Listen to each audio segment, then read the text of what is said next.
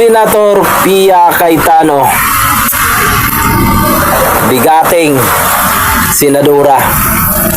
Pero sa kabila ng lahat, dahil nga nasilip or binabase ng mga kritiko, natuta daw ng mga Duterte. Kaya ngayon, panay sambit at bukang bibig nila, mahinang klase, masyadong madrama, at wala daw nagagawa na matinong batas. At yun na nga, tuta ng mga Duterte. Yun ang sabi ng mga kontratista at mga kritiko, lalong-lalo na ang mga loyalista. Doon kasagsagan ng pagbubutuhan ang isang Senate President.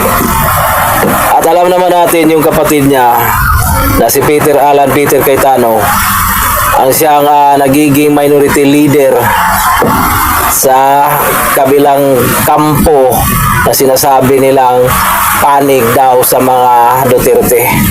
So ayun, nung nagiging Senate President si Alan Peter Cayetano, kariri-mari-marim ang mga nagiging mga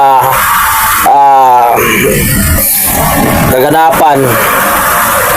May mga threat, may mga panggugulo, may naghahamon, may nagbabanta. So marami. Dahil nga ayaw nilang mabuksan ulit ang issue na flood control project. So ayun, pinipilit nila ang hinanapan ng paraan para bumaligtad ang ibang kasapi ng majority. Kasi naging majority yun dahil kumpleto sila at ibinuto nila si Senator Alan Peter Cayetano. So ngayon ang tanong, anong konekta doon sa sinasabi kong si Senator Pia Cayetano ay walang nagiging ambag at mahina siyang abogada? Ito lang ang masasabi ko sa inyo. Mula nung hindi pa namatay si Senator Miriam Santiago,